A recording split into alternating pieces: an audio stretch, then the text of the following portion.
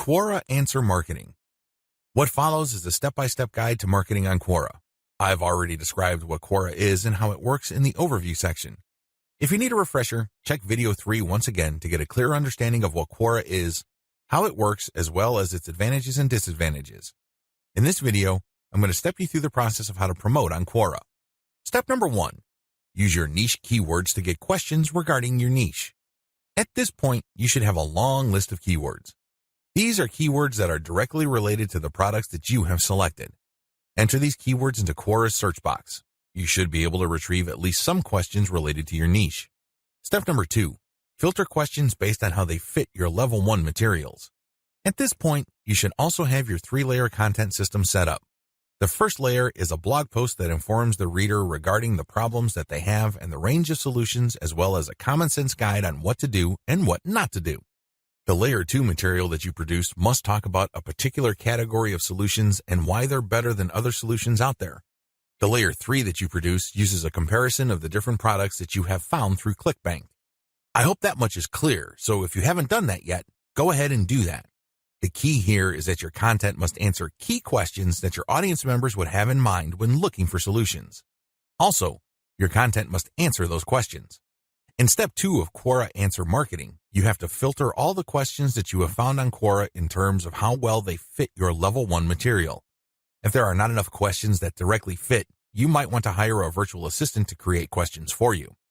Of course, they're going to have to use many accounts. They need to switch among different accounts to make it look legit.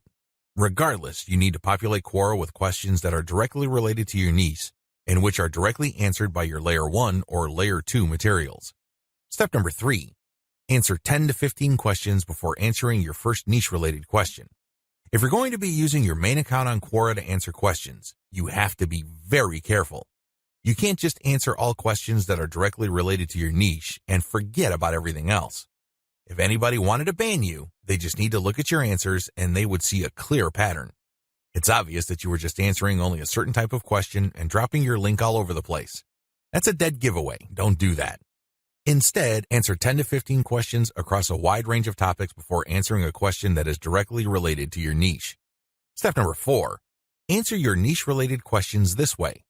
Throughout my years of marketing on Quora, I've noticed certain patterns that grabbed more eyeballs and produced more results. Your answers should fit the following pattern. First, you need to answer the question directly. Read the question several times. What are they asking? What are they not asking? Are there any limits to the answers that they're looking for? Next, quote materials from your resource.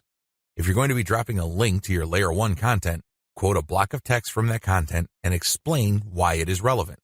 In other words, you have a specific answer to the question and then you quote from your source, which is your layer 1 content, and then there has to be a paragraph explaining why that content is relevant or makes sense in this context. After you've done that, you include a link to your layer 1 or layer 2 content and claim that this is your source. If you do this right, you're not going to get banned. Also, if you do this right, people who read your answer are more likely to click through. Step number 5. Answer 10 to 15 questions before answering your next niche-related question. This is a big deal. You can't just answer only questions related to your niche. You're going to be too obvious when you do that. I suggest that you answer 10 to 15 other unrelated questions in a wide range of unrelated niches. When you answer these questions, drop links randomly. This is curated content that answers their questions and are extremely helpful. These links are not related to your niche. When you do this, you build authority. You begin to look like a legitimate and bona fide member of the Quora community. Step number 6. Drop your target link 15% of the time and do not copy and paste. It's really important to establish a healthy ratio of linked posts on Quora. As I keep repeating, when administrators check your account, they must not see a clear pattern. You must throw them off. Your account must look legit.